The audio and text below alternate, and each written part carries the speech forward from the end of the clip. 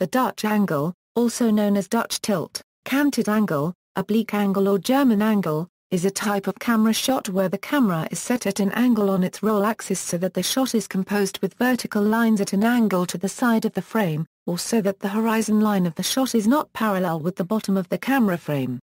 In cinematography, the Dutch angle is one of many cinematic techniques often used to portray psychological uneasiness or tension in the subject being filmed. Many Dutch angles are static shots, but in a moving Dutch angle shot the camera can pivot, pan or track along the established diagonal axis for the shot. A Dutch angle differs from a high-angle shot and low-angle shot in that those refer to placement of the camera in height relative to the subject, which for human subjects is mostly defined by a person's eye line. A special type of Dutch angle is the Bavarian angle, where the angle is changed by 90 degrees from the common angle where horizontal lines become vertical.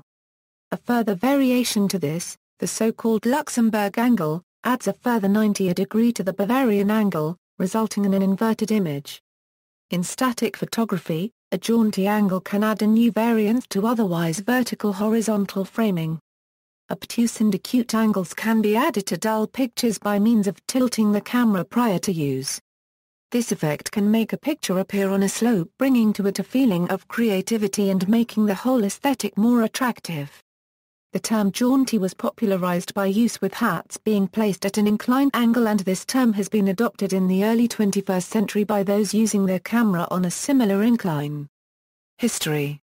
The 1919 German movie The Cabinet of Dr. Caligari first used the Deutsche angle to visually emphasize themes of madness, illustrating the off-centered, off-balance nature and general social destruction taking place in the Weimar Republic set up by Germany after World War I. Dziga Vertov's 1929 experimental documentary Man with a Movie Camera is known to contain uses of the Dutch angle as well, among other innovative techniques discovered by Vertov himself. The angle was widely used to depict madness, unrest, exoticism, and disorientation in German Expressionism, hence its name Deutsch, meaning German, was often conflated with the etymologically identical word Dutch, which gives the corruption of the term now commonly used.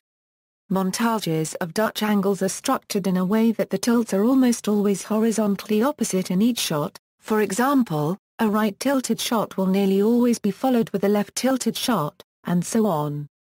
The 1949 film The Third Man makes extensive use of Dutch angle shots, to emphasize the main character's alienation in a foreign environment.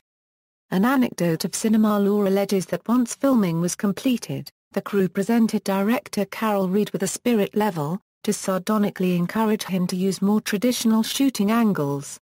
Dutch angles were used extensively in the 1960s Batman TV series and 1966 film, Satires, in which each villain had his or her own angle. Dutch angles are frequently used by film directors who have a background in the visual arts, such as Tim Burton and Terry Gilliam, to represent madness, disorientation, and/or drug psychosis. In his Evil Dead trilogy, Sam Raimi used Dutch angles to show that a character had become possessed. The Dutch angle is an overt cinematographical technique that can easily be overused. The science fiction film Battlefield Earth, in particular, drew sharp criticism for its pervasive use of the Dutch angle. In the words of film critic Roger Ebert, the director, Roger Christian, has learned from better films that directors sometimes tilt their cameras, but he has not learned why. Dutch angles are often used in horror video games, particularly those with fixed or static camera angles, such as early entries in the Resident Evil and Silent Hill franchises. Similar to their use in movies, these angles are meant to bring about a feeling of uneasiness in the player. They're often combined with poorly lit, cramped environments to also invoke fears of the dark and claustrophobia. Such camera angles have fallen out of use in later years, however, as the horror genre has moved more towards action gameplay with first-person or over-the-shoulder views. See also, dolly zoom, references.